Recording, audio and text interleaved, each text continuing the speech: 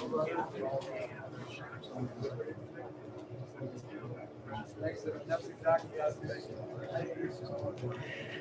morning. Welcome to the Woodward Fire press briefing. Today is Wednesday, August 25th. My name is Mary Rasmussen, and I'm Public Information Officer for Northern Rockies Team 2.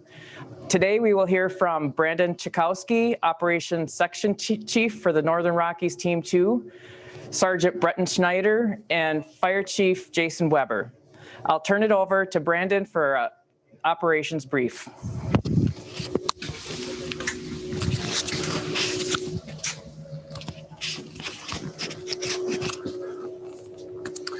Thanks, Mary. Another beautiful day here at our new ICP. Going to start here on a couple things as far as our night shift. We're continuing with a night shift. All was really pretty quiet yesterday, or last night, excuse me, and no real issues or concerns were reported from the line. And night shift, the major area concern that we were looking at, actually had two spots. Right down over behind the visitor center in this area here where it came down to the Bear Valley Road. And the other piece is up over here, the upper end of the fire at the Sky Trail, Z Trail intersection. So those two spots, night shift focus on, and all fire stayed within the control lines that have been looking at, keeping the fire to. As far as yesterday and the current status of the fire, do a little walk around the fire right now. We're going to start down here off the coast, basically between Santa Maria Creek and Coast Camp Creek. And this piece of line down here in the main ridge line, as we come up off the coast and we move up the ridge, we get to a division break. What a division is there in this instance is a section of geographic topography that we give as supervisor on the fire line. So kind of overall division, and these little symbols being the division break. Division Zulu yesterday went pretty well. And why it did go so well is one, there was some smoke obviously out there in the air and the marine layer. So the combination of the two and some stability there in the atmosphere really kept the cap basically on the fire behavior, did not allow the fire behavior to increase very much. So what that did cause for us here was limited fire behavior in one of our little trouble spots right here on this ridge, and allowed us to get down in there later in the afternoon and work some dozers. We had two type 2 dozers trying to finish this ridge up, and pretty successful down in there, which is good stroke as we're looking at the fire in that more volatile scrub community down there. There where the fuels can be up 6 feet high, we can get some rapid rates of spread. Over here looking really well as we move up more into this Division Charlie piece where it comes up and wraps around into H1. It's where we have identified as a heli spot, mainly for emergency evacuation of our folks.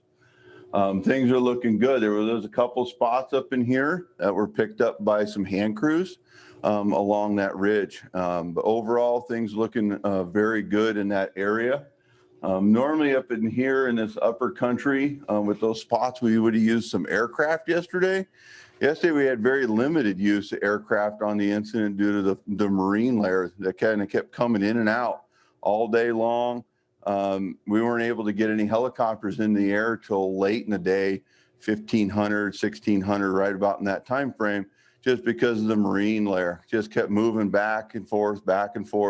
And our aerial supervisor, the air attack flying over the incident, it's not safe to have people come in there and do work. So that's definitely would have been a bonus up in some of this area to have aircraft, but safety of all the personnel is important, including those folks.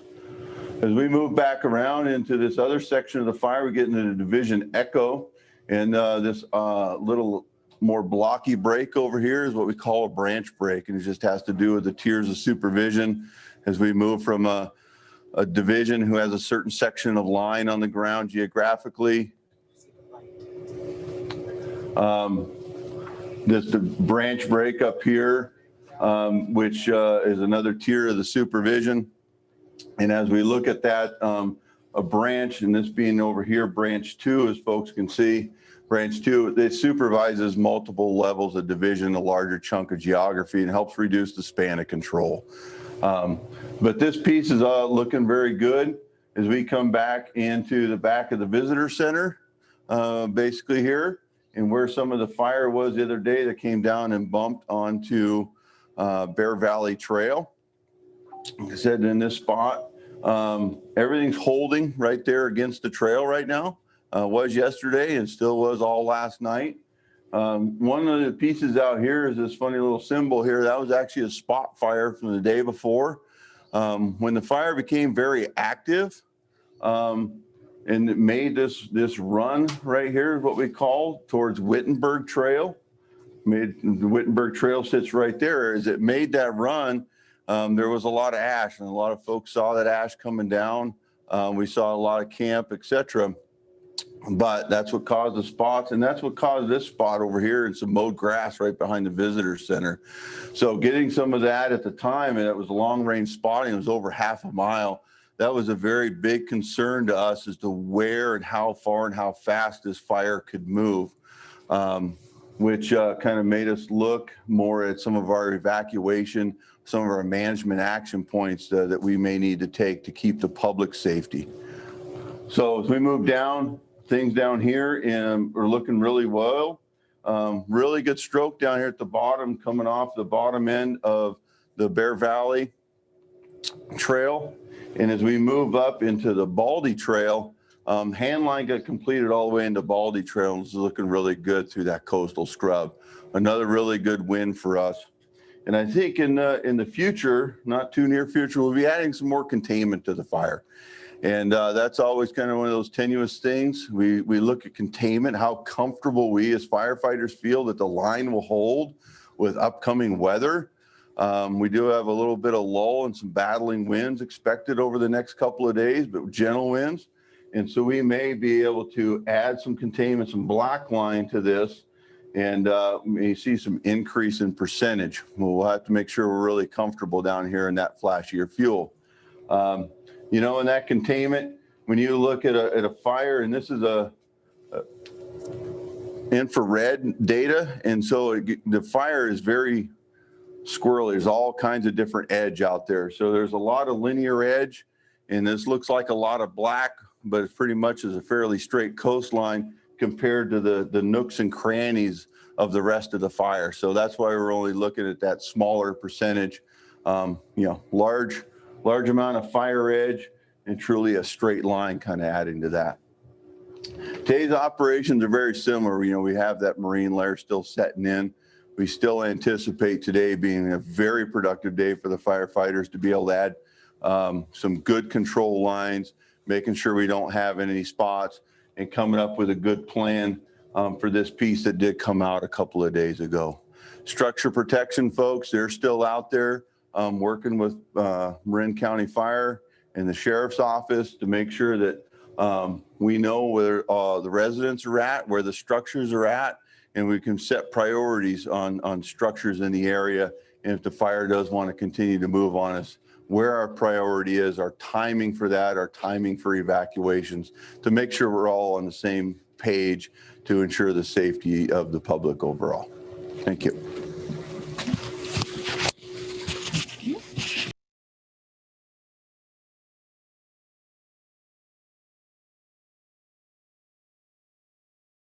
Good morning, everyone. Brendan Schneider from the Sheriff's Office.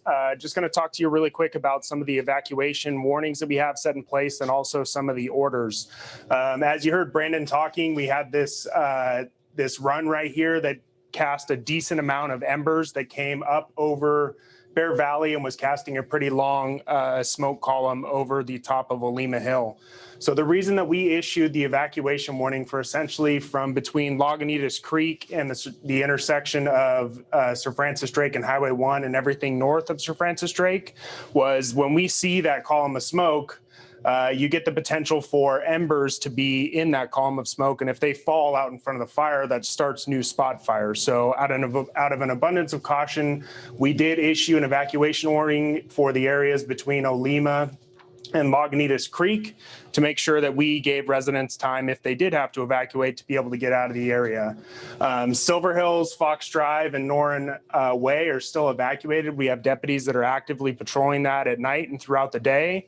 And then in addition, you're still seeing the closure of Bear Valley Road, and that's for our firefighting resources to be able to access Limontour Road without having any possibility of traffic getting in the way if something were to break off. We still do have the evacuation warnings in effect from essentially the Berlinas Ridge Fire Trail west, everything from the McCurdy Trail north, and then obviously Inverness Park, and Drakes View and Sea Haven. We are constantly in conversations about warnings and whether to lift warnings or orders and whether to reduce those. So know that those conversations are taking place, but we won't make that determination until we've considered everything that could happen with the fire and we're comfortable that it would not happen. So we will keep you up to date. And that's all I have for today. Thank you.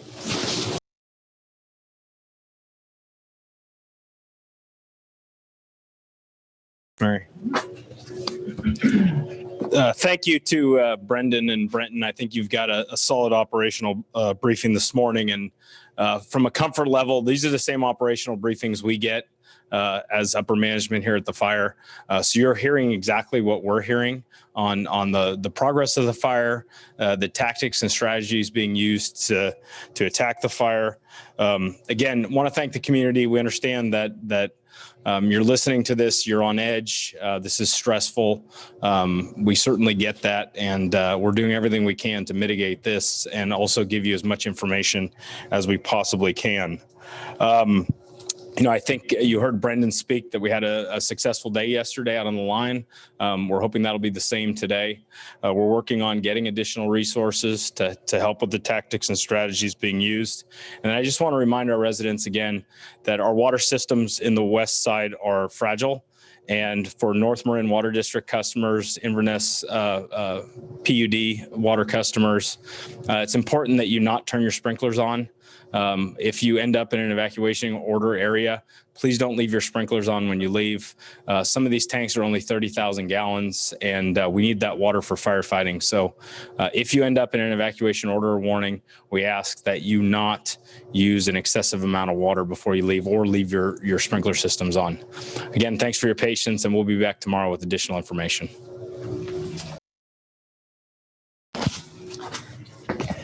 So I just wanted to let you know that we are paying attention to your comments.